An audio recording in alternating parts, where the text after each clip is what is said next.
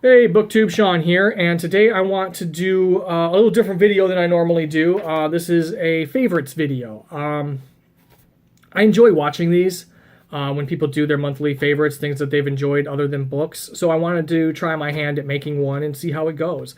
And since this is my first one, I kind of want to cover the first third of the year, so January to April, and then next month in June, I will do a May favorites video.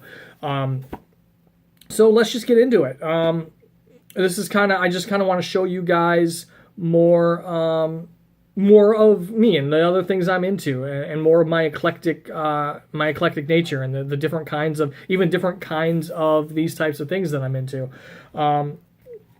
So the first thing I have on my list is a British comedy I have found called Miranda. I know this is probably not new to a lot of you, but I just discovered it this year. I found it on Hulu, and it is a show from Miranda Hart, and it's kind of about her, and she owns a joke shop, and her, quirkiness in dating and stuff, and she does a lot of breaking the fourth wall.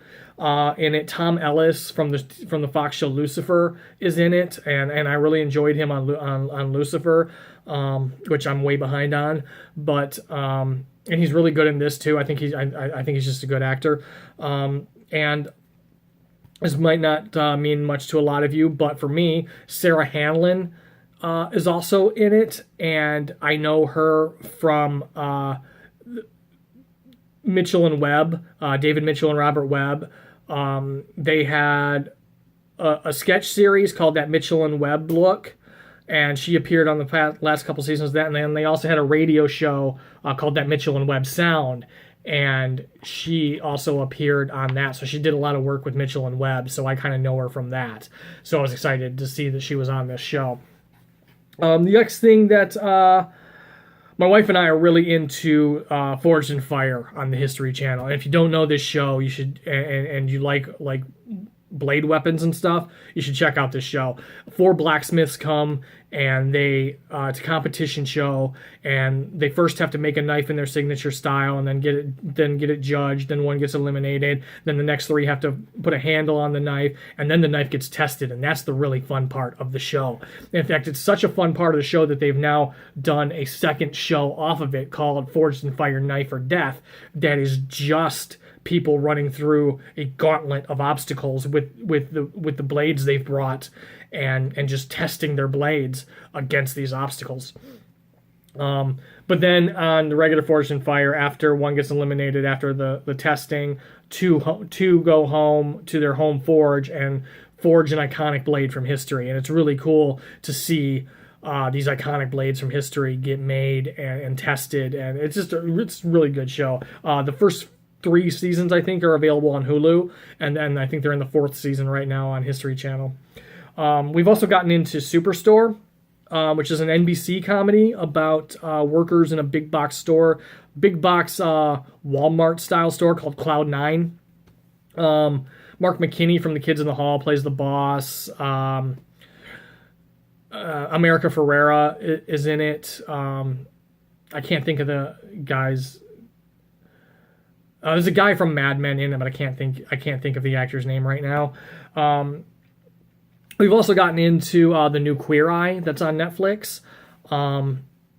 We watched the original Queer Eye. That was Queer Eye for the Straight Guy back when it was on Bravo. We really enjoyed that. So this new iteration with a new Fab Five, they cut the For the Straight Guy on. It's just called Queer Eye, and I almost think it's a little bit better because it really deals more. I mean, yes, I'm getting used to a new Fab Five, and that took a few episodes to try and get used to a new set of people. But I think they deal a lot more with tolerance and the challenges that people face, and it just gets a lot more to the heart of things, and I enjoy that. We've also gotten into the Great British Bake Off, which here in America it's called Great British Baking Show. But there's a few seasons available on Netflix of that. So we've gotten into that. My wife and I, we don't have cable. So we can't watch it when it's on PBS. We cut the cord and we just use the internet for watching and streaming services. So I can only see those if they come up on Netflix. We've also gotten into The Unbreakable Kimmy Schmidt. We finally jumped on that train, and that show is hilarious. I don't know why we waited so long to watch that. MasterChef. We've been fans of the MasterChef show since its first season. I'm a big Gordon Ramsay fan. My wife is too, but not as I don't think not as big as I am. So I pretty much will watch any show Gordon Ramsay does. But the MasterChef Junior has been on the past couple of months. In fact, the finale just happened on Friday night, and I haven't seen it yet. As I'm recording this, we'll probably watch it hopefully tonight, when she gets home from her show. But so yeah, I think we like the junior edition more than the adult edition because the kids are so supportive of each other. There's no vindictiveness. They just want everybody to do well, and they cheer each other on, and it's just such a refreshing change from the adult version. And it really shows that type of behavior is learned, because these kids just naturally are always just saying good job, and this person's such a great chef, and they're just so supportive of each other. So all that intolerance and vindictiveness, and that's all learned behavior. Anyway, we're also big fans of Ink Master, although we were really disappointed in the season finale this year. If you haven't seen it, I won't spoil anything, or if you do want to see it, but this season finale was you just came out with feeling like they already knew who they wanted for the winners. So I won't get too far into it, but usually we're into it. And there's a side show called Ink Master Angels that features 3 female competitors from a previous season who ended up getting their own show off of it. So we really enjoy that. And I'm not I don't have any tattoos. I don't know if I will ever get any tattoos. I don't know if there's anything that I would want on my body forever. But I love the artwork that comes out of these tattoos. So while I don't know if I'd ever get one myself, I probably wouldn't. I really appreciate the artwork. So that's kind of the TV for the most part I've been into. Music-wise, I just went to a concert in Chicago the end of April that was some European metal bands. One called Camelot. They were the headliners. Delane, who is one of my favorites, and a band called Battle Beast. So that was a really great show, and some of our favorite bands. There's this area of metal that's kind of symphonic, called symphonic metal. These bands don't necessarily fall into that, but my favorite band of this genre is called Epica, and they were how I got my wife into metal. I'm a fan of all types of metal, but they were kind of my wife's gateway drug into metal, and now she loves all the European power metal and symphonic metal, and Delane is her favorite, and it's like right under Epica as one of mine. So been listening to a lot of that. A metal band called Rivers of Nile released a new album that I really enjoyed. I gotten into I don't know what you consider it, kind of a new American folk band called the Oh Hellos. They're really good. I've kind of gotten into them a bit. I still, I listen to a lot of Broadway stuff, but I haven't found any new shows or anything to listen to. If any of you are out there are Broadway people and have some shows you really love, not like I know Dear Evan Hansen and Hamilton and all that, but and especially off Broadway stuff, I like more this experimental off Broadway stuff. Anyway, I haven't been listening to a lot of music lately, so that just wanted to share maybe a couple of my favorite bands or a couple of bands I've been listening to a lot lately. Movies I don't watch. I haven't watched a ton of movies at all. Like I haven't even seen the new Star Wars movie, The Last Jedi. But I did watch. I've watched actually 3 movies this year now. One I will talk about in my May favorites, so I'm not going to go into that. One I watched actually just this weekend, but it's not going to go in my May favorites. But I did, for those of you who know that I read the book Audition and I wasn't a big fan of it, I did see the movie.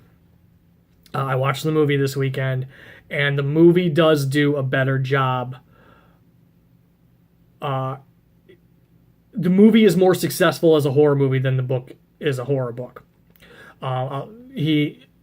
Takeshi Mike really added some things into the movie to help it be a horror movie, and that's really all I'll say.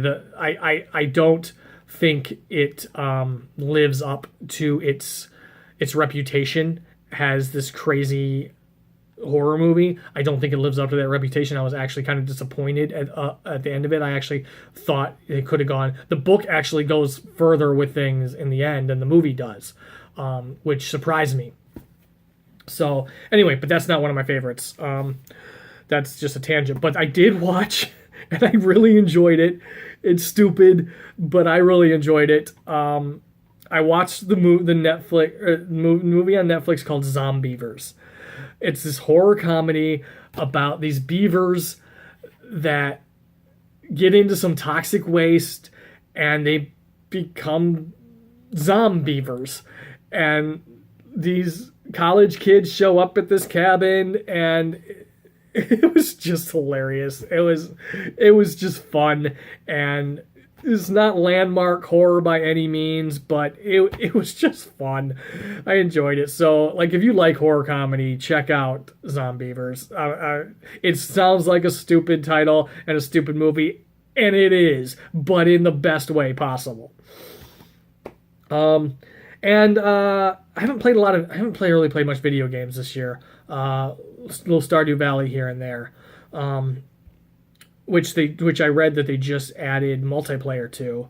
So I really don't have any friends on Steam, but if I did, I could install a multiplayer and play with people. But people who play that on PS4 and Xbox don't get excited because there's not going to be cross-platform support for multiplayer. It's going to be strictly the PC game, as far as I know, and as far as what I've read. But have been playing some board games.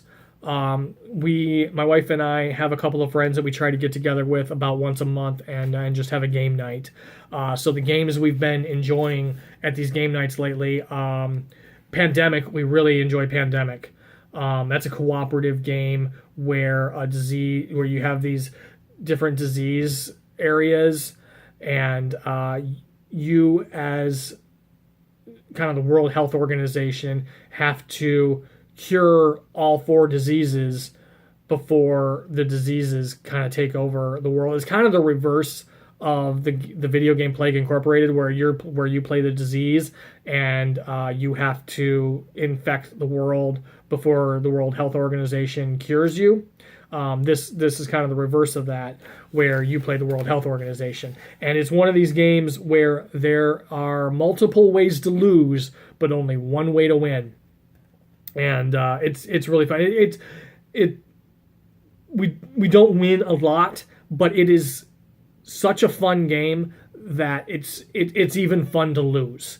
So yeah, that's a game we've really been enjoying lately. we just learned how to play Seven Wonders. It's this game where you get assigned a wonder, and then there's 3 different ages that you go through, and you have a deck, you have a hand of cards, and you pick a card out of it, and then the decks rotate, and you're trying to get a collection of cards and things built up that will help you get the most victory points at the end of the game. And it's really fun. Another one that I enjoyed more than my wife did, it's a deck building game called Dominion. And I don't even know how to describe it, but there's multiple expansions for it out there. But again, it's you are trying to collect victory points, but there's this common area of cards, and you have a deck, and you're trying to play cards and collect cards that you can get into your deck, because your deck recycles. Once you're through pulling from the deck, it gets shuffled and recycled, and then so you're trying to build up your deck to get the most victory points by the end of the game. And I really enjoyed it. My buddy really enjoys it. My wife thought it was okay, but I don't think she liked it as much as I did. So, but yeah, that's kind of been my year. First part of the year, I was involved in assistant directing that show, so I didn't have a whole lot of time to get into a lot. But that's some of the things I've been enjoying for this first part of the year. And like I said, I'm going to try and do this now monthly, and just kind of share with you guys the things I've been enjoying other than books throughout the month. So that's it. That's this video. Thank you to all my subscribers. If you're new to my channel, welcome. I'm happy to have you here. Hit the subscribe button so you know when I post new videos, and I'll see you all in the next video.